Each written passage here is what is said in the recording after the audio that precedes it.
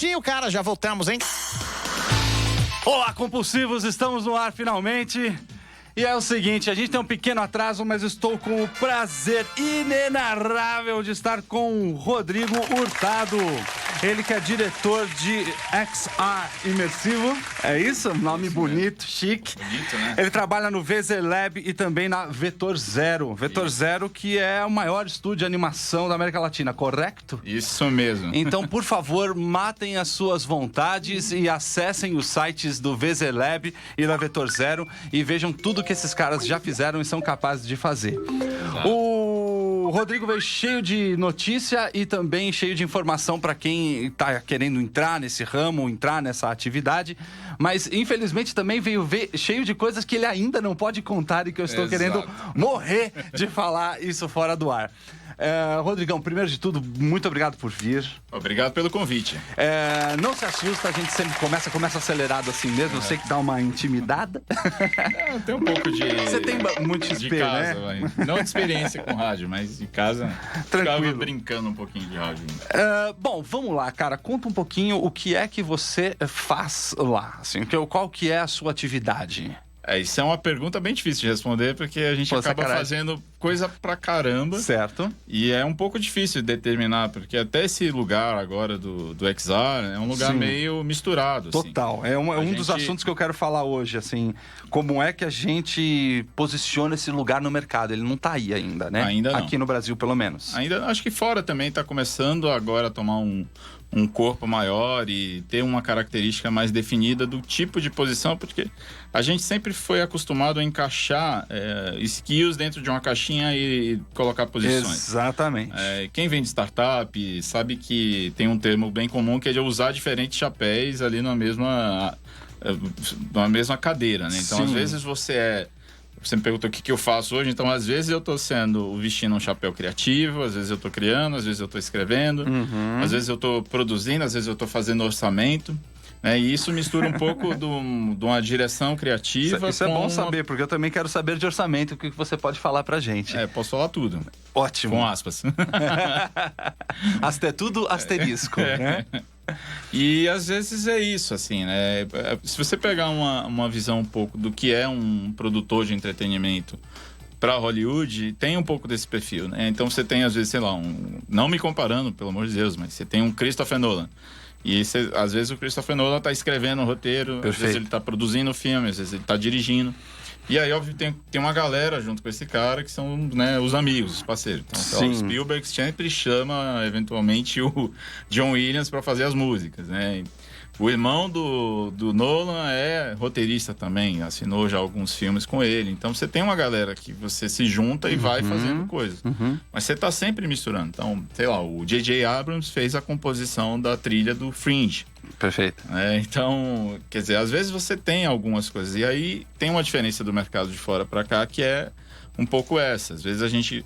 Aqui tem um pouco do costume de encaixar as pessoas em caixinhas e deixar que elas fiquem nas caixinhas sem poder colocar o braço sem pra poder, fora. Isso, sem poder esbarrar em outra. Mas eu acho que isso mudou bastante já e desde... Isso tem uma experiência muito legal de um cara chamado Alex McDowell, que é um cara de production design. Né? E ele foi contratado pelo Spielberg no Minority Report junto com o roteirista para começarem em conjunto. E aí mudou um pouco a pipeline de production design, porque você tinha um production design contratado junto com o roteirista. Perfeito. Porque esse cara estava trabalhando num negócio chamado world building, né? Que era a construção do mundo, que é uma puta ferramenta para quem está construindo roteiros e construindo mundos, porque você não enxerga a perspectiva só da história que você quer contar. Você entende qual que é esse universo e depois você puxa dali glimpses, né, insights para você colocar na sua história. Como é que materializaria isso? Lembra que no Minority Report você tinha uns carros flutuantes que eles chegavam? Então aquela ideia veio de uma ideia de arquitetura junto com engenharia de transporte, que veio do world building. Certo. Então, como é que veio dos Jetsons também, né? Também. Não, a referência em si, mas aquela informação... Sim, a informação, perfeito. Necessariamente você disse, se você fosse o production designer e eu estivesse escrevendo, eu falo assim, putz, cara, como que as pessoas se transportam, né? E como que elas se movimentam nesse universo? Que tipo de mundo é esse? E aí você consegue usar essa ferramenta para fazer um desenvolvimento legal. Então, esse mindset veio e é muito presente, eu acho que no XR. Então, realmente hoje é muito mais comum você ter perfis diferentes, fazendo coisas diferentes em momentos diferentes. E isso, é claro, dá um potencial muito maior, um dinamismo muito maior para o próprio trabalho do dia a dia, né? E todas as possíveis funções que você pode exercer dentro de um grupo. Eu sinto que isso está mudando um pouquinho, pelo menos nesse setor criativo. As pessoas estão começando a aceitar essas pessoas com múltiplas funções. A gente também vem de um mercado que vinha falando de especialização da mão de obra, né? Então a gente ainda tem aquela mente retrógrada de que a especialização da mão de obra significa especializar-se em uma coisa só. Quando você entra na área criativa, eu acredito que você começa a falar que são ferramentas, né? Você ter um roteiro é uma ferramenta de criatividade. Você ter uma câmera na mão é uma ferramenta de criatividade. Um 3D, um Photoshop. São ferramentas de criatividade, mas a teoria da criatividade, a teoria da criação, né? Sim. É a mesma, né? Criar é a mesma coisa, é a mesma função. Eu acho que com ferramentas diferentes. No final das contas, eu acabei aprendendo aí, né? Eu vindo antes dessa experiência de estar lidando com Immersive, né, e XR. Sim. Eu venho pesquisando isso desde 2012, na verdade. Legal. E antes de entrar mais ou menos nesse lugar, eu estava na Flag, que é um grupo de comunicação disruptiva, tem a Cubo CC e várias outras empresas muito legais, incluindo uma empresa chamada Mesa e Cadeira, que tem um processo de trabalho muito diferente, que é um monte de gente foda juntos, reunidos ali num pequeno período de tempo para resolver um baita problema. Então você tem muita gente com skills diferentes reunidas numa mesa, sem distração, com super foco, reunidas, sei lá, 3, 5 dias. Tô resumindo bem pessimamente. Mas é isso, ok, é isso aí. Eu acho que é um modelo muito foda, assim, porque você tem uma oportunidade na mesa, por exemplo, de desenvolver um skill que você... E de mostrar um skill que às vezes você nem tá mostrando ali no dia a dia. E isso Perfeito. É muito bom. Se você pega esse modelo e começa a adaptar ele para outras coisas, então tem uma coisa também que eu tenho investido bastante, que é um pouco da ideia de um respeito biológico, né? Eu sou um cara, por exemplo, que funciona de madrugada muito. Idem. E funciono pessimamente antes das 11 horas da manhã. Perfeito. Então... Muito obrigado. Amor, ouvi ele falando. Minha mulher fica doida. Então. Mas se você quiser me contactar esse horário, eu vou estar te atendendo bem, né? Mas talvez o meu cérebro não esteja... Não na melhor produtividade, claro. Essa diferença de cérebro, ou seja, do teu time biológico, né? E você tem uma forçação de barra, vamos dizer assim, biológica, para que todo mundo esteja no mesmo horário, no mesmo local e rendendo igual, é muito difícil. E esses paradigmas todos estão sendo questionados. Então, a gente tem, como resultado disso, novas empresas. Eu acho que o termo XR, por exemplo, é um termo bem curioso, porque é quase uma representação do que vai ser essa realidade, né? Perfeito. Então, a gente vai ter um Extended Reality, você tem termos que estão sendo cunhados agora, como metaverso, que é um termo que está vindo mais aí da Magic Leap, que tem uma tecnologia que mistura a realidade mista com realidade aumentada, né? Não é um device misto. Mesmo isso, né, de realidade mista, aumentada, virtual, ainda tá um limbo, né? As pessoas ainda estão tentando definir. Eu acredito que tudo vai convergir para uma coisa só, né? Na verdade, você vai ter um single device aí que ele vai juntar todas as possíveis funcionalidades. Então, em algum momento, você vai querer estar mais isolado do universo físico, então você está em VR, né? Você não... É um momento que você tem. Então, para quem já usou, por exemplo, o HoloLens, né, que é um device da Microsoft, que é muito legal ali, que você começa a projetar coisas no seu ambiente. E se você se acostumar a usar o HoloLens, é muito difícil você se concentrar numa tela. Porque o universo espacial começa a ver. Então, fica diferente. O Instagram tá aqui, o meu browser tá aqui... Sabe, o YouTube tá aqui. Entendo perfeitamente. Quando você começa a usar o segundo e o terceiro monitor na sua vida, e você começa a separar as coisas e suas atividades por posições, faz muita diferença. Aliás, essa teoria de separar espacialmente as coisas, ela foi muito utilizada pelo Nikola Tesla. Não sei se você sabe, não sei, mas ele fala que quando ele criava coisas, ele guardava em prateleiras mentais. E aí, quando ele precisava resgatar isso para melhorar criar aquela invenção, ou ele te falava assim, cara, se eu juntar tal invenção com tal invenção, dá isto, né? Como, por exemplo, quando deram aquela passada de perna nele, ele precisou inventar o tubo fluorescente que a gente conhece hoje de última hora. Ele falou, cara, eu tenho essa lâmpada em algum lugar. E as testemunhas alegam que ele começou a apontar como quem estivesse lendo caixas numa prateleira, assim.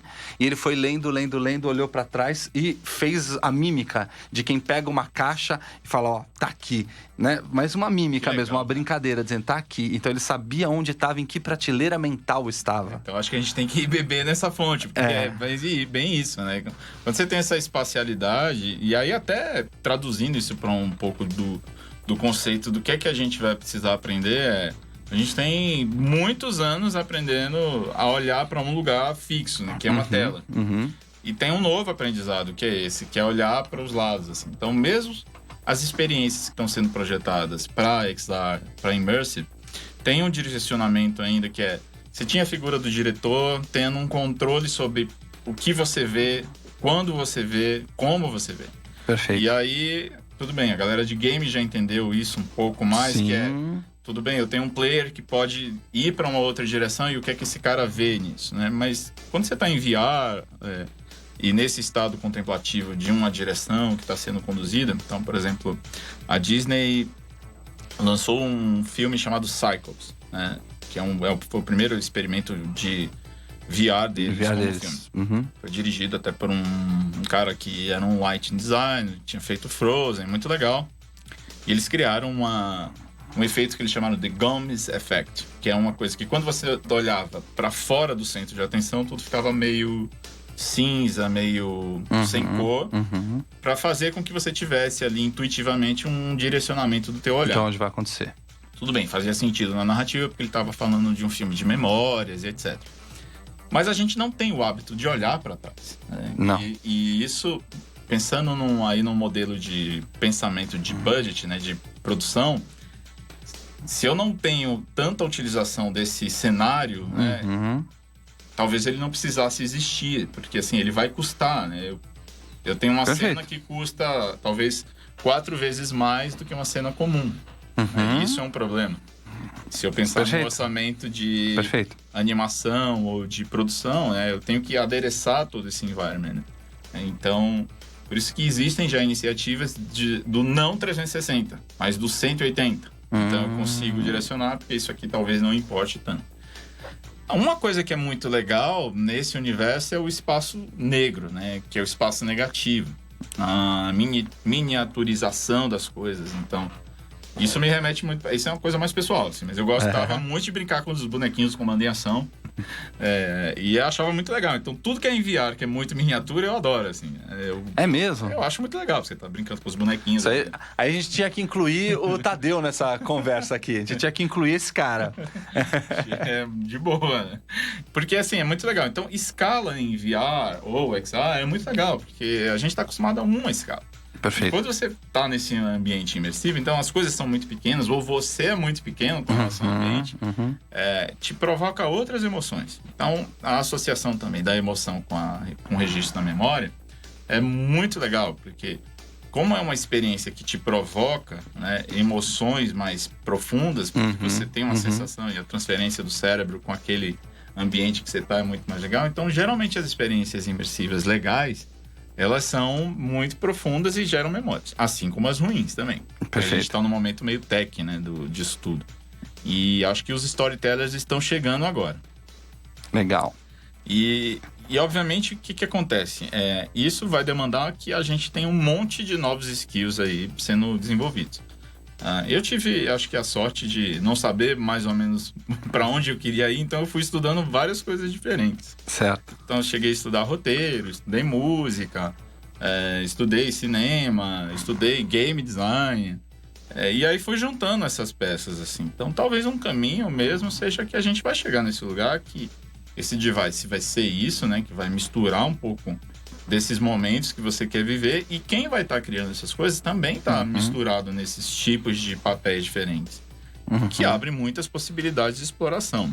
Agora, o que é muito legal a gente pensar que é um momento super oportuno para que as pessoas criem esses novos universos, que imaginem essas histórias, coisas que eu não posso contar ainda, que estão em desenvolvimento, mas assim, trazer à tona histórias que você jamais poderia ter contado do jeito que queria. Desse jeito, né? Não, eu acho muito legal isso, assim. Quando a gente começa a ver alguns remakes de cinema e tudo mais, que não tinha essa tecnologia antes, então agora eu quero refazer. A gente viu um Tron muito mais bonito do que o original, embora, na minha opinião, menos elaborado, né? Porque os roteiristas, hoje em dia, pelo menos lá em Hollywood, estão devendo. Na minha humilde opinião, os roteiristas estão devendo. Vou falar uma frase de um ex-professor meu, que ele falava assim que roteiristas, né? Na verdade, produtores em Hollywood sofrem de um mal chamado falta de imaginação. Por incrível que pareça, né? A gente tem muitas releituras. A técnica ficou um pouco... Como é que eu poderia dizer assim? O Campbell trouxe à tona a coisa da jornada do herói. Perfeito. E isso ficou difundido de um jeito, às vezes, não tão coerente com o que é a proposição da jornada do herói. Então se difundiu muito a plot, que são os eventos que acontecem fora. Mas fora isso tem um negócio chamado que é a Inner Journey, né? Que é a jornada interior, e essa a gente não tem como escapar. Genial. E essa é a que menos é explorada hoje no cinema, nas histórias, né? Sim. Genial você falar isso. Como eu falei, eu tenho uma escola, o ouvinte sabe, eu tenho uma escola de design e no design de jogos a gente ensina também a jornada do herói, a gente fala dela. E como é difícil encontrar um vídeo de referência pronto que fale desse lado da história. Sim. Né? Que fale da decepção, que fale da dificuldade interna, da construção do cara e da reconstrução do indivíduo através dos eventos. Sim. Né? Porque não é só você sair de um ambiente e ir para o outro e retornar que você reconhece ele ser melhor. Né? Não basta você colocar o hipopótamo dentro de casa, né? Você conhece a história, né? Você tá achando um apartamento pequeno, dá um hipopótamo para ele.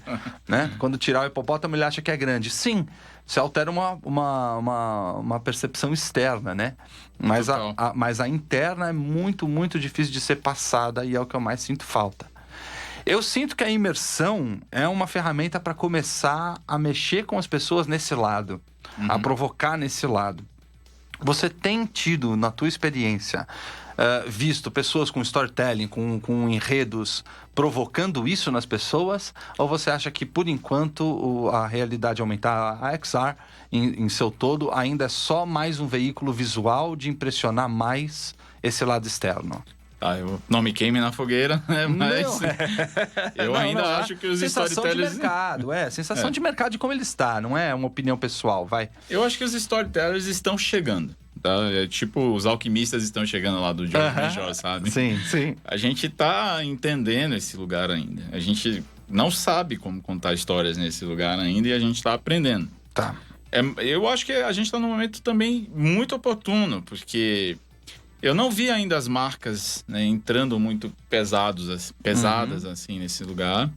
Acho que de fora existem perspectivas já de envolvimento de marcas mais concentradas com ativações ali especificamente, do que o desenvolvimento de narrativas mais profundas. Perfeito. Contudo, eu entendo que esse é um movimento natural também, né? A gente tem... Então, por exemplo, a China, né, você teve um boom do device e no mundo inteiro tem esse boom do... Putz, o device é muito legal. Mas o importante é o conteúdo. Né? Perfeito. E sem o conteúdo, o device vira uma casca que meio sem uso. Mas eu acho que a gente está chegando, a resposta seria essa.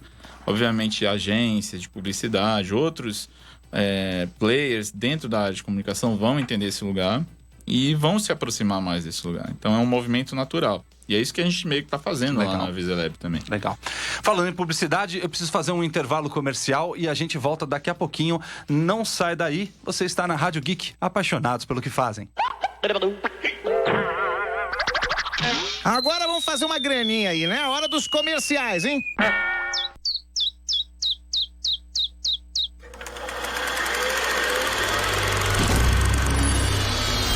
Você já pensou em estudar cinema? A hora é agora. O Instituto de Cinema conta com mais de 100 cursos que cabem no seu bolso e na sua rotina. Aprenda sobre direção, fotografia, roteiro, edição e muito mais. Você ainda tem acesso a monitorias especializadas, equipamentos profissionais e produz 2 curtas-metragens prontos para concorrer em festivais. Saiba mais em institutodecinema.com.br. Para celebrar os 80 anos do Batman, a edição de agosto do Mundo dos Super-Heróis investiga como o herói se tornou uma das figuras mais importantes da cultura nerd. A edição também apresenta as novidades do personagem nas telas e na HQ. E traz uma coleção de cards sobre os diversos trajes do Batman. E ainda os bastidores de The Boys, a nova série de sucesso do Amazon Prime. Teste nerd sobre o Homem-Aranha, resenhas e muito mais. Já nas bancas. Venha conhecer o Império do Ar-Condicionado. Trabalhamos com todas as marcas que você precisa para sua casa ou sua empresa. Acesse imperiodoar.com.br e peça um orçamento através do e-mail imperiodoarcondicionado@yahoo.com.br ou pelo WhatsApp no 11 94036 6603. Especializados em ar-condicionado e limpeza de duto via robótica.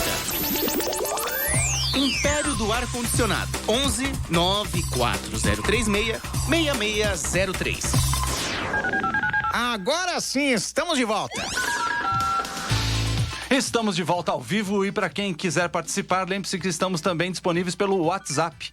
Mande sua mensagem por escrito ou em áudio para DDD 11 97313 6617. 11 97313 6617. Eu tô falando com o Rodrigo Hurtado e ele é diretor de XR Imersivo. Bom, cara, a gente tava falando aqui no intervalo e você falou assim, pode perguntar o que quiser. Tá bom, eu vou perguntar, mas vou perguntar primeiro sobre as pessoas que estão querendo investir nisso. A gente tava falando dos devices antes do intervalo. E o grande lance é esse, você tem um device de última geração, custa uma grana no Brasil. Você não vai gastar menos de 8 pau para ter alguma coisa que funcione na sua casa, entre uma CPU e um dispositivo que funcione plenamente. Talvez tenha uma notícia boa aí agora, nesse lugar. Manda! Que assim, os devices eles vão ficar mais baratos. Sim, e mais potentes. Inevitavelmente. Né? Então, com o lançamento, não fazendo nenhuma preferência de marca, a gente tem essa nova geração de devices, como o Oculus Quest, que é um novo óculos, né, da Oculus, né? Uhum. E o Quest é um standalone, assim, você não precisa de nada. É mesmo? Sem hardware? Sem hardware, ele funciona com 6 degraus ali de movimentação, então você consegue se abaixar, ir para frente, para trás, e ele não precisa de nada e custa $400 lá fora. Eu não sei te dizer quando tá chegando ainda, mas... Eu ia falar, 3 vezes... Não é 3, não. Vamos 4. 4 vezes 4, 16.600, vai chegar aqui uns 3 pau e meio. Por aí. Comparado a um hardware anterior de 8, que você precisava de um CPU com uma placa de vídeo violenta, com 3, 4 postezinhos para colocar em volta. Ainda tinha o cabo, né? Te prendendo. E um cabo te prendendo, exatamente. E então isso é uma coisa muito legal, assim, porque você consegue colocar numa mochila e viajar. Tá lá dentro de um avião, num ônibus, você quer colocar o seu device, você coloca e você ali automaticamente é transportado para aquela outra realidade. Genial. Ele tem uma autonomia decente, você já sabe, assim? Se ele... Eu fiz testes e tem performances diferentes. Eu testei um game muito legal, que é o Vader Imortal. Tá. Foi produzido aí pela Lucasfilm, né, e outros, o estúdio de inovação, o lab de inovação da Disney. Ele tem interação com as suas mãos? Tem botão, tem joystick? São dois controles. 2 controles mesmo, legal. Dá até pra você manusear um lightsaber ali, em algumas batalhas, sem fio. Não tem fio. É muito, muito legal, porque não tem fio. Então você se movimenta em qualquer lugar. Genial. Ele tem uma câmera que você faz um tracking do espaço que você tiver, então ele define a área ali de gameplay muito facilmente, e a experiência do Vader Imortal é muito legal, né? Acho que para quem não teve a oportunidade de ir num um entretenimento no Location-Based Entertainment Space tipo The Void, que é um dos pioneiros e um dos mais legais, jogar o Vader Imortal no Quest é sensacional. Recomendo legal, super. Cara. Quem puder fazer esse investimento, claro, é bem caro, mas é uma promessa e uma aposta também, né? Eu acho que da parte do fabricante eles estão conseguindo entregar devices mais baratos e potentes. E da nossa parte, eu acho que a gente tem o consumo, o compartilhamento, a criação, né? Você falou de quem está investindo nisso. Tem que entrar uma galera muito legal para investir nisso, porque assim, a gente não está falando de um movimento que ele é só para um entretenimento, né? Isso, em 1990, a Disney tinha um prédio de VR, né, que fechou. Mas aí era uma galera só, era só a Disney, era só o pessoal de entretenimento fazendo isso. Hoje você tem uma radical transformation em todas as áreas, né? Você tem educação, você tem arquitetura, engenharia, saúde. Então, todo mundo consegue se beneficiar de alguma forma desse tipo de device, seja no aprendizado para educação. Os resultados que a HTC publicou na China, nas experiências que eles tiveram com a educação, a performance de quem usou VR para a educação foi muito melhor de quem não usou VR para fazer isso. Eu tenho uma suspeita de que isso está atrelado à emoção. Porque a retenção de memória está muito ligada à emoção. E nesse espaço existe um apelo maior para que você se emocione mais. Legal. Tá? Então eu acho que é por aí mesmo. Eu acho que sim. Eu sou... Não é porque eu trabalho com isso, né? Mas eu acho que a gente tem uma oportunidade agora de fazer um movimento realmente de entender. Até se entender quem somos, né? De verdade. Aprender outros skills que tem... novas habilidades aí surgindo, né?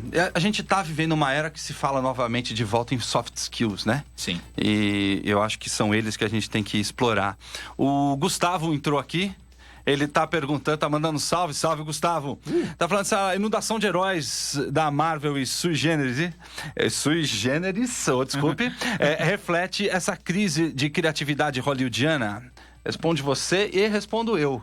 Eu acho que sim, isso vem desde uma crise que teve dos roteiristas há muito tempo atrás, aonde os roteiristas fizeram de propósito, né, uma greve, e muitos foram demitidos, com os caras falando, nós não precisamos de vocês, e os velhos roteiristas foram mandados embora no início dos anos 2000, e de lá eles começaram a sugar. Alguém levantou a mão e falou, cara, eu sei onde é que tem uns roteiros prontos da hora, e começaram a pegar os quadrinhos e principalmente os games. Foi quando surgiu os primeiros, aquela onda de filmes de quadrinhos e games, quando veio o V de Vingança, quando começou a vir Tomb Raider, começou a vir todos esses, falaram, são roteiros aprovados pela população, né, pelo cara que tá assistindo, vamos socar eles na galera. Veio Silent Hill e etc, né? Então desde lá a gente vem por aí, e eu acho que a gente nunca se recuperou disso. O que você me diz? Eu tenho mixed feelings, assim, com relação a isso, né? Porque eu, entendendo o lado do negócio, né, ficou muito difícil hoje fazer marketing de novos títulos, né? Então, assim, você emplacar um novo título dentro do mercado exige um investimento financeiro muito grande. E então, de um outro lado, aí pesando na outra balança, você tem títulos que são conhecidos, que exigem menos esforço de investimento em marketing e que poderiam sim se tornar títulos rentáveis, né? O que eu acho que hoje foi um desequilíbrio na balança entre o que é novo e o que eu realmente preciso investir para impulsionar esse mercado, e até onde eu consigo espremer essa laranja. Então, acho que a laranja espremeu demais, né? E, em contrapartida, o outro pedaço não foi... a gente não plantou novas frutas, assim, vamos dizer, né? Então, a gente ficou explorando esse lugar. E que isso não necessariamente é uma coisa errada, né? Mas, obviamente, tem um prejuízo, acho que para a audiência, que deixou de consumir novas histórias, e do mercado que deixou de dar oportunidade para novas ideias e novos roteiros. Mas também, obviamente, você tem um mundo muito mais globalizado, né? Onde está tudo se conectando. E essa questão com os roteiristas é ainda mais profunda, porque você tem o surgimento de ferramentas de inteligência artificial hoje dizendo quem que é o ator que deve interpretar tal filme, ou qual line não tá funcionando a gente direito. tem uma resposta muito rápida do que o público tá pensando. O problema é que a gente também tá vivendo... Agora eu vou pisar num terreno muito delicado. E eu devo tomar muito cuidado com as palavras que eu vou usar. Tá. Mas é o seguinte, tá vivendo um momento muito rápido de resposta. E as pessoas estão sim estão julgando muito rápido. E estão tomando sua posição muito rápido. E elas não conseguem sequer esperar até o fim do filme para ver qual é a verdade, se tem um plot twist no negócio. Sim. Então as pessoas já julgam o filme antes da plot twist. E começou a se tornar delicado colocar uma coisa dessa no fim do filme. Ou do jogo. Um grande exemplo que eu tenho sentido é, por exemplo, nessa onda de liberação, de libertação dos GLBT, a onda do feminismo, a onda da proteção ao afrodescendente. Nessa onda da gente querer incluir todo mundo, tá começando a forçar a barra de ter personagens com essas características. Onde antes não tinham, todo mundo quer pôr uma, porque é comercialmente melhor que tenha um, para mostrar que eu também topo. E aquilo não tem mais um espírito, aquilo não tá mais colocado de verdade ali, aquilo não tá mais emocionalmente incluso, aquilo tá só colocado porque tem que ter, porque tá na cota. Tem que ter um negro, tem que ter um gay, tem que ter uma lésbica, tem que ter uma mulher forte, tem que ter. Né? A gente se esquece de que a princesa Leia já era a mulher que estava fugindo da cadeia antes de ser resgatada em 1978, né? Ela já era o estereótipo da mulher forte. Ela era a princesa forte que não está vestida de princesinha, que ela não é delicada. A gente já tinha isso. A gente tinha que ter mais daquelas e não esse fingimento que a gente tem hoje de mulheres fortes para agradar um público, né? Então a gente tem esse negócio acontecendo. Onde é um negócio mesmo, digo negócio então, no sentido de dinheiro, né? Eu acho que, assim, obviamente que, com todo respeito a todos os outros profissionais que estão trabalhando, mas a gente teve casos bem comprometedores de adaptações de narrativas nos últimos anos. Vide o caso do próprio Star Wars, que dividiu muito a base de fãs. Então tem gente que odeia, tem gente que adora. Eu sou dos que odeiam o último filme, mas não nada contra quem adora. Mas, eu só achei que foi corrido demais. Tem muitas visões, assim. Eu até entrei em discussões muito acirradas, assim, sobre isso, com pessoas do mercado de Hollywood, e onde eu defendi alguns conceitos, que é um pouco do que você tem sobre os critérios de essência de personagem, que é isso que você está falando. A Leia, ela já era essa personagem muito forte em 1978, e isso era muito disruptivo naquela época. Ao mesmo passo que hoje você tem uma outra vertente que é vou usar o que está na moda, você também tem a coisa do tipo, preciso agradar a todo mundo, né? Em todos os lugares do mundo. Então vamos caminhar para narrativas generativas em que eu posso adaptar esse filme para uma cultura chinesa, por exemplo, e aí você tem a tecnologia da inteligência artificial fazendo micro-adaptações em roteiros que estão sendo produzidos ainda para as próximas gerações de filmes, que a gente não sabe exatamente se isso vai agradar ou não. O fato é que essa estereotipização, né, dos personagens e a falta de um layer mais profundo de, digamos assim, de dilemas que precisam ser enfrentados, faz com que as histórias fiquem muito rasas. E Hollywood trata a gente como bebezinhos, né? Então, o mundo tá aqui perfeito, aconteceu alguma coisa muito... Não, mas calma aí, vai tudo dar certo e no final tudo dá certo. Eu adoro o Hacking for a Dream, né? O Hacking para um sonho, porque tem uma frase da personagem no início que ela fala assim, vai tudo dar certo. E desculpa o spoiler, quem não viu, mas assim, dá tudo errado no filme. Que é um pouco da narrativa pós-moderna, então dos roteiros com finais abertos, mas aí você pega um monte de gente que está estudando roteiro e fala assim, vou fazer um roteiro sem final. Né? Quer dizer, não é que sem final, mas tem que ter um final, mas não é que dizer sem final de jeito nenhum. Então tem muita história que sai desse jeito. Eu acredito que a gente ainda está... Todo processo tem um processo de maturação. Então, acho que a gente está na fase de um teste. Vamos ter lições muito claras disso. E aí a gente vai chegar num lugar melhor do que isso. Até porque o cinema também vive essa crise da tela. O que é esse Next Generation de storytelling? Sim. onde eu tô desaprendendo a olhar para uma tela e tô começando a aprender a olhar para o espaço. Pra volta toda. Como que os cinemas vão lidar com isso? Porque se tem um problema de negócio. Sim. Qual que é o problema de negócio? Sim. Eu coloco 300, 350 pessoas numa sala para ver uma grande tela. Eu vou colocar 300 pessoas para assistirem uma outra história em 350 devices? Não vai, né? Então, como que a gente resolve esse negócio? Ou se for, vai virar a nova Lan House, né? A galera se reúne para fazer a coisa que ainda não consegue comprar em casa. Sim. Mas que assim que conseguir, perde-se esse público. Eu acho que esse é um grande ponto de crítica para o mercado, assim, porque tudo bem, você tem vários títulos desconhecidos com pessoas começando a consumir um conteúdo novo, quando na verdade você deveria ter títulos conhecidos, né, com coisas, devices novos. Perfeito. E aí, obviamente, há um problema dos próprios estúdios, que é, cara, tudo bem, eu vou investir nesse negócio, mas será que eu não tô matando esse? E fomentando esse novo que eu ainda não sei nem como é que vai funcionar? Eu acho que tem isso, né? A galera não sabe ainda como vai funcionar e mesmo quem tá produzindo ainda tá descobrindo coisas novas. A gente ainda não sedimentou nenhum estilo, né? Eu acredito que já começa a ter a gente já começa a ter alguns estilos um pouco sendo delineados, definidos, ainda não. Existe também uma grande oportunidade de fazer isso acontecer, que é, tudo bem, você tem um estilo cinemático que é, o cara tá sentado, é menos interativo, a narrativa é um pouco diferente, é semi-interativa. Eu tenho outro que é super imersivo e interativo, que eu tô interagindo com as mãos, eu tô andando no lugar. A gente já tem a nova geração de experiências agora, que são experiências full body, ou seja, eu movimento meu corpo inteiro. Eu tenho os haptics que fazem eu sentir as coisas. Perfeito. E aí eu vou ter as narrativas de FPS, como os games têm FPS. Sei lá, o David Cage que fez lá o Heavy Rain e todas as outros isso aí títulos. tá nadando de braçada.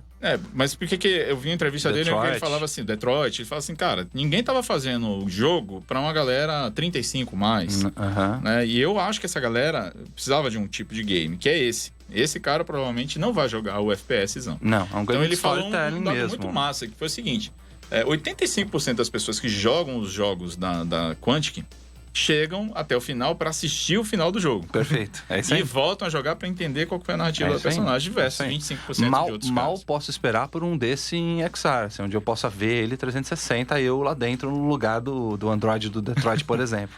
Tem a HBO, acabou de lançar agora o Westworld em XR, em VR.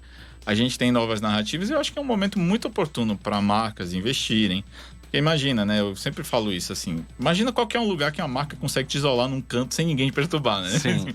É enviar, né? Sim. Isso ainda não foi aproveitado dessa forma. Talvez a gente, como comunicação, consiga interpretar isso de uma forma melhor. Né? Você tem Homens de Ferro que teve mais de 80 marcas sendo colocadas com product placement. É uma coisa que ainda é nova no Brasil. Os próprios games, né? Como que a gente traz marcas para dentro dos games e financia isso também. Eu acho que então a gente tem um cenário positivo. Existem empresas, né? Aí não defendendo o meu peixe lá na VZLab, né? Mas falando assim, a gente tem empresas que estão se preocupando em criar esses universos imersivos, em criar experiências que façam uma análise inteligente do que é. Você tem, como que é o flow para todo mundo num grande evento usar essa tecnologia de uma forma positiva, né? Então você vai ter às vezes que dividir os tipos de experiência, né? Perfeito. Nem sempre vai ser com óculos. Legal, vamos lá então. Como o nosso programa é de empreendedorismo, eu tenho certeza que alguns dos empreendedores que estão assistindo, deixa eu só mandar um salve aí pro Miguel, pro Lucas Pereira, o Miguel Rodrigues, Sibeli, Matheus, Bruno, Thiago, todo mundo que entrou e tá mandando salve, salve, salve. Já não consigo subir aqui a tela para falar para os outros. Mas vamos lá. Pra dar um tchauzinho para eles. É o seguinte, cara. O pequeno empresário e o microempresário, ele tá louco para investir nessas novidades. Sim. Mas ele assusta e ele acha que ele não consegue. Você tá falando do maior estúdio da América Latina, ok. O que é dinheiro para vocês não é o dinheiro da microempresa. Vocês estão, com certeza, procurando os gigantes. A sua faixa de mercado em orçamento está atuando a partir de quando? Quando que eu consigo expor uma experiência 360, por exemplo? O que é mais barato? Um VR ou um 360 para eu adquirir? Para um vídeo meu. Eu tenho uma marca de, sei lá, surfwear e quero fazer uma experiência de surfar em 360. Tá. O que é mais barato? Eu acho que fazer? tem várias respostas, assim, para essa pergunta, que é... Tem uma pergunta que a gente sempre faz em produção, é que tudo depende do que vai ser feito, né? Então, se você fala assim, olha, eu vou fazer uma animação exclusiva para eu usar como ativação dentro das minhas lojas, etc. Claro que isso tem um custo, que é a customização de você criar um conteúdo específico para sua necessidade, etc. Ou seja, quem está criando isso, vamos falar que para esse mundo do XR, a gente tem dois caminhos aí. Ou é um live action, quer dizer, uma câmera 360 que vai captar esse ambiente, ou é uma produção de 3D, tá? Sim. Todas as duas custam bastante, né? E bastante eu digo que é o seguinte: se eu captava com uma câmera, eu preciso captar em 360. Eu preciso editar em 360. Se eu fazia um filme para uma tela, agora eu preciso fazer um filme que tem uma espacialidade de 360 graus. Então, perfeito. Ainda não é tão barato. Tá. A boa notícia é, com o real time, né, a gente está diminuindo muito os custos de animação, custos de produção. Então, uma equipe que era montada, às vezes, com 8 pessoas, agora você consegue montar essa equipe com 3 pessoas, tá? Se antes, isso eu estou falando de exemplos até da MPC, certo, produtora, né, estrangeira, que usou uma tecnologia real-time para produzir uma série para TV. E aí, um render que você precisava tirar 2 por dia para ver como é que ficou essa cena, e você precisava render isso, agora o cara falou, consigo ver 20 cenas em meia hora. E isso é bom porque, para quem está produzindo, né, esse tipo de conteúdo, consegue se pesquisar, se começar a se especializar em real time, vai conseguir produzir mais barato em menos tempo. Para quem está comprando, vai conseguir ter experiências mais customizadas em menos tempo. Uma alternativa é, eu tenho uma marca pequena, num universo pequeno, a gente não só atende os grandes, a gente atende também gente com vários postes aí de investimento. Fica a dica aí. Fica a dica.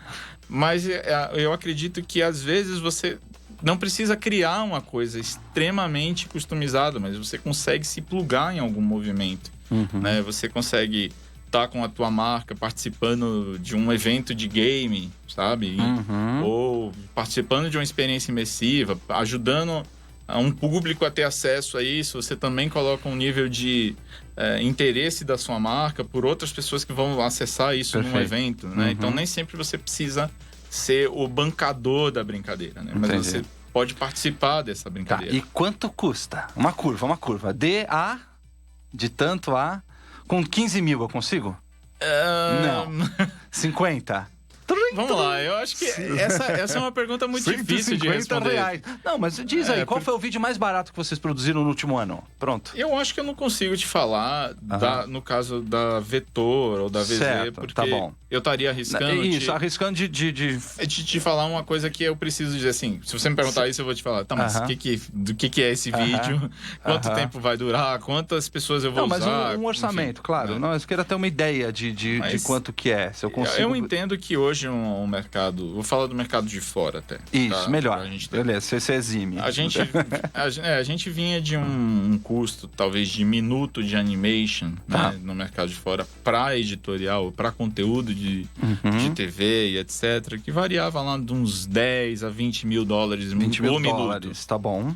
Tá? E, obviamente, que isso é um parâmetro para fora. Então, você tinha séries que eram negociadas aí a custos de produção com 8 capítulos a 160, a 200 mil dólares, a 400, a 1 milhão de dólares. Perfeito. Quer dizer, é um range muito difícil de você acertar. Né? Aí você pode falar, putz, cara, tem um empreendedor que é um estúdio super pequeno, que está produzindo isso em home, né? O cara, na verdade, é agricultura de sobrevivência. Exatamente. E o cara vai falar assim, cara, 10 mil dólares eu fico milionário com isso. Eu vou fazer por 2. Né? O que eu acho que precisa se ter é um comprometimento de quem está fazendo entregar 2 coisas. Um primeiro é um storytelling muito bom. Né? Perfeito. Para não queimar a tecnologia também. Sim. E 2... Você está explorando o máximo que essa tecnologia consegue entregar nesse custo que você está fazendo? Claro que não. Se essas duas... Provavelmente não. Talvez exista uma engenharia, né? Por exemplo, eu costumo dizer o seguinte, os caras do Beat Saber eram 2 caras. Sim, né? É verdade. E conseguiram fazer um melhor uma baita game. Experiência, o mais jogado game. Mais performado, mais vendido game. Sim. Os caras trabalharam bastante tempo com isso, eram 2 caras só. Sim. Então a gente não tá falando de budget especificamente. O que a gente tá discutindo é o que é que tá sendo criado, como isso tá sendo entregue. O que eu não acho muito justo é... eu coloco tudo na mesma balança, né? Então, o VR que não foi projetado muito bem, é um conhecimento ali mediano para baixo, e eu falo, não, eu faço, né? E aí, quem tá comprando não sabe o que tá comprando, e você que tá vendendo não sabe exatamente qual é o potencial. Que você vai entregar, qual é o seu entregável. E, obviamente, que isso é um tiro no pé, né? Porque todo mundo que começou, assim, em qualquer área, né? Então, relacionada a isso, você faz um filme ruim, né? Todos os filmes que você vai fazer... eles vão ser baseados nesse primeiro que você fizer. Então faz um primeiro muito bom, que tudo que você fizer pode estar referenciado nisso. Não quer dizer que você vai cobrar caro ou barato, ou que isso vale ou não vale. Beleza. Eu acho que tem a coisa do storytelling, precisa ser muito foda. Se você não sabe escrever, chama alguém que saiba. Né? Tem consultores gringos que cobram aí $300, $100 para dar uma consultoria, para ler o seu script. Perfeito. Tem serviços já nacionais, tem escolas nacionais legais, que você pode fazer um curso para entender o que é o core, né, da narrativa. Entendendo a narrativa, vai para a parte técnica. O que é bom e o que não é tão bom para quem está experienciando. Não necessariamente eu estou dizendo, por exemplo, que você tem que fazer um render realístico, com uma textura PBR ou um HDRP, que são técnicas que vão deixar a imagem super realista. Você vai fazer um render Pixar na sua experiência imersiva. Mas você pode fazer, cara, um negócio com um low poly, que vai consumir menos recursos de modelagem. Mas que a experiência seja agradável. Ou então, por exemplo, você vai fazer uma cena e... Eu tive um orçamento esses dias que não, eu quero fazer uma história com 5 ambientes diferentes. Eu tenho 18 personagens. Eu falei, tá bom, mas isso vai custar muito caro e talvez você não precise disso, né? Então... O que você acha de fazer uma adaptação disso, sei lá, para uma cena, um personagem tem muito suporte? Perfeito. Pode ser, porque pode ser que funcione melhor até no VR. Então, eu peço desculpas, assim, por não deixar, talvez, claro, um número, mas... Não, mas já você deu números aqui, você falou, não tem problema. Isso que eu dei, assim, eu falei, $10 mil um minuto, cara, pode ter gente me queimando na fogueira. Não, lógico, mas eu entendi, ao mesmo tempo que você falou que um cara em casa pode estar fazendo isso a 2 e ficando feliz. E você pode ter estúdios cobrando $200 mil. Né? Você pegar vamos lá. Pega os $600 milhões do Avengers e divide pelas 120 minutos. Não, eu lá na agência tenho um parceiro que já falou pra mim, por menos de 150 mil, ele nem senta pra conversar, pra fazer vídeo publicitário. Normal, vídeo comum. Sim. Né? Por menos 150 mil eu nem sento pra fazer reunião. Então, tem todo tipo de gente. Deixa eu te perguntar outra coisa. Tô vendo mais alguns aqui, alguns que eu conheço, o Nasson, o Matheus. Essa galera que tá estudando 3D agora e que quer entrar no mundo, no universo, não só da gamificação, como da produção 3D. O que esses caras têm que estudar hoje? A gente tá com um mundo dividido entre 3D Max e ZBrush, por exemplo, e a gente tem um Blender entrando gratuito aí, que antes ele era um nada e agora, graças à engine lá da Epic, meu Deus, fugiu. Unreal, perdão, obrigado. A Unreal, que deu uma garibada na interface e falou assim, agora a gente aceita tudo que vem do Blender, né? E aí a gente tem um boom de universidades de game por aí, tem um boom de escolas de game por aí, eu sou uma delas. Alguns ensinam como nós para poucos, outros ensinam dezenas ou centenas de pessoas ao mesmo tempo. De qualquer maneira, o que esse cara tem que se desenvolver hoje tecnicamente? Já falamos bastante de storytelling, mas o cara técnico que tá lá, o que uma empresa como a sua, que você participa, e outras dos seus concorrentes estão buscando no profissional? O que esse cara tem que ter? Eu vou falar mais da parte de XR. Tá? Porque, excelente. Tá bom. E assim, eu entendo que o que a gente está vivendo agora é um momento muito legal. Porque eu sou do 3D Studio R2, que eu tinha que fazer o 2D num módulo, exportar, abrir o 3D no outro módulo, importar e fazer. Isso em 1996, né?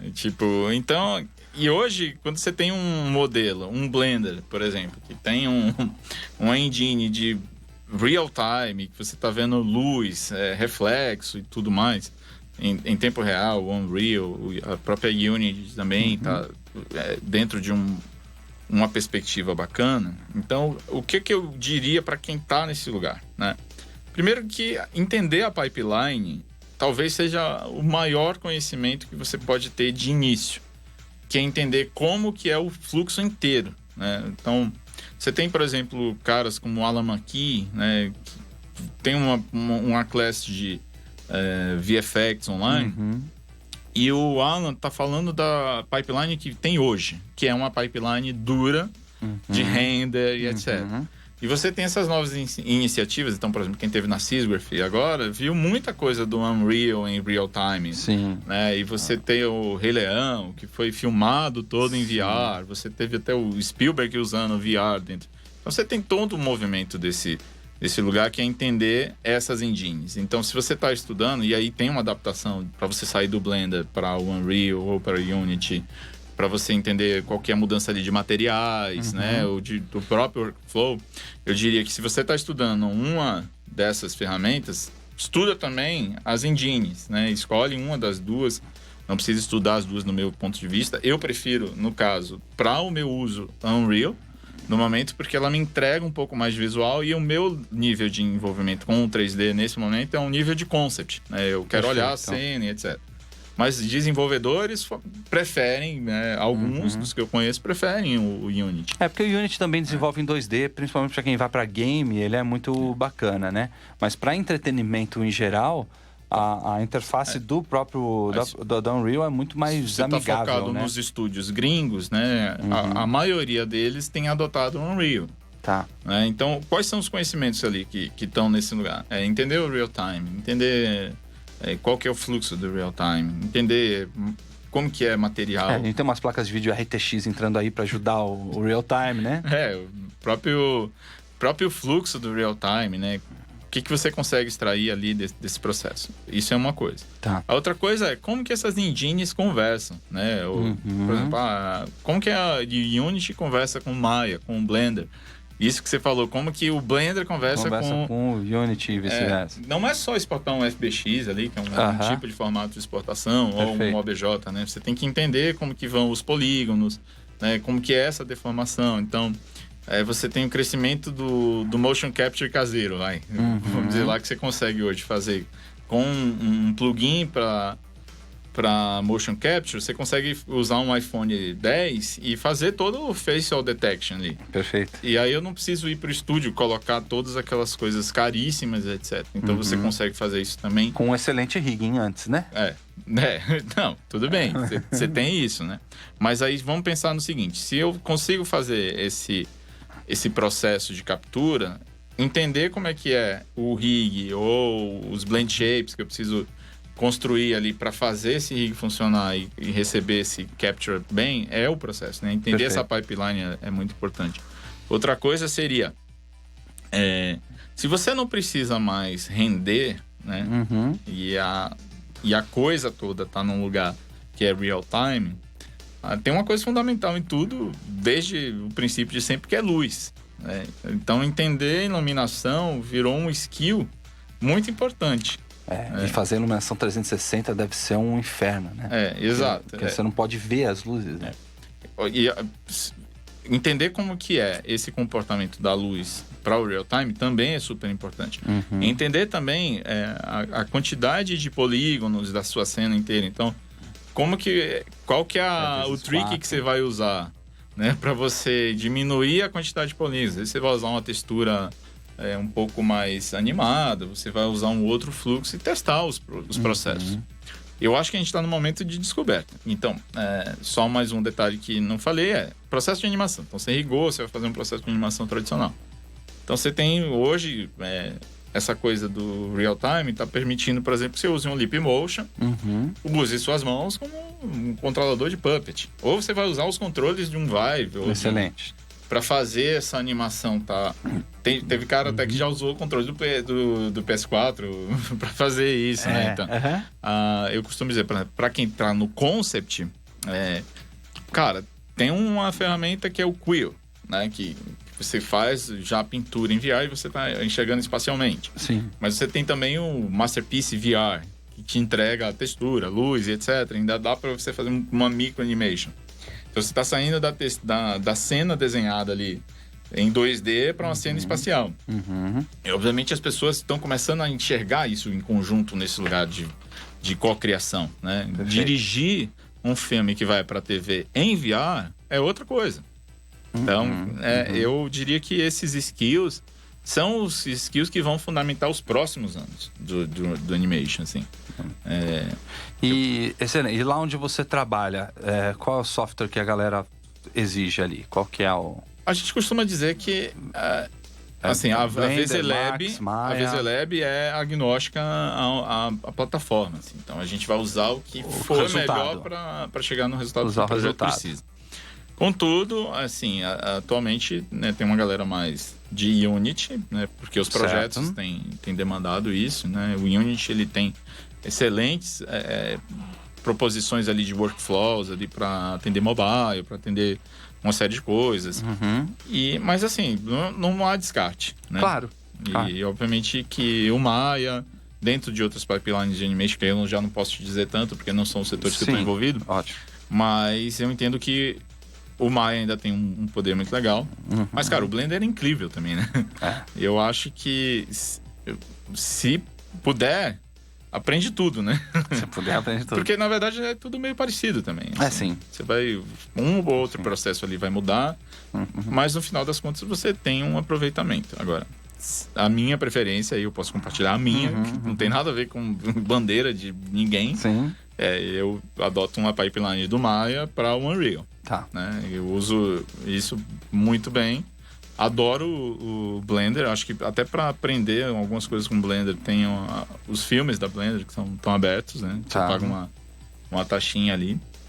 Acho super legal você se envolver numa escola mesmo de 3D, porque tem coisas que realmente você vai precisar conversar com alguém, tirar uma dúvida em algum momento. Acho que devia até ter um 3D online fórum em real time 24 horas por dia para... Queria muito fazer isso, cara. Se você tiver uma galera lá a fim de fazer, uma das coisas que eu tenho maior vontade lá na guilda é de fazer isso aí.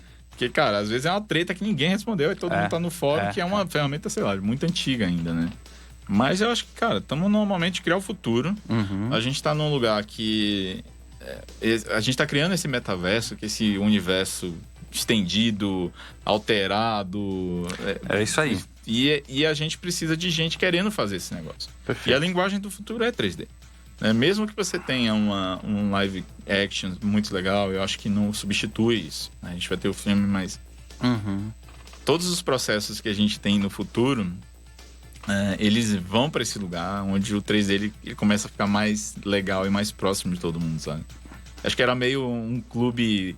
Era um clã que tinha acesso às grandes máquinas, sabe? Tipo isso que você falou, putz, um device custava R$8.000. Agora tá bom, hoje é 3, 4. 3, 4. Mas lá, não é 500 lá é reais, $400. é 100 reais. Começa a ficar bem mais tranquilo. E eu torço, assim, para ver uma galera detonando, assim. Eu também. Rodrigão, estamos encerrando. Fala pra mim, deixa o recado, como é que o pessoal te acha, quem quiser conversar com você, onde o pessoal que tá ouvindo a gente pode te perturbar? Perfeito. Sendo de madrugada tá ótimo, principalmente. Mas, assim, eu acho que tem associações importantes que estão fazendo movimentos legais. Uma delas é o Era Transmídia, do qual eu sou parte. Era Transmídia é fantástico. Então, eratransmedia.com.br, procura no Facebook, tá lá. O XRBR, que é uma associação também nova de empresas e profissionais ligados à XLAR, está crescendo super, assim. É mesmo? Esse eu não acompanho. Eu vou lá, XRBR. Vou deixar no YouTube, quando isso aqui for pro YouTube, vou deixar na descrição. E é uma associação muito legal. A gente já tem muitas empresas brasileiras, tem gente que já está exportando coisa para fora. São esses canais, e eu tô no Instagram, nos meus canais lá pessoais, eu tô sempre compartilhando ideias. E no Facebook também, quem quiser procurar lá Rodrigo Hurtado. Quiser ir na VZLab também, conhecer. Eu quero, vou promover uma visita ao VZLab, vou filmar e vou trazer pro programa. Animal. Tá joia? Animal. Cara, mais obrigado uma vez, pelo convite. muito obrigado. Obrigado a todos pela audiência. Obrigado, e pessoal. você está na Rádio Geek, apaixonados pelo que fazem. Aí, hora do comercial, nós já voltamos, hein?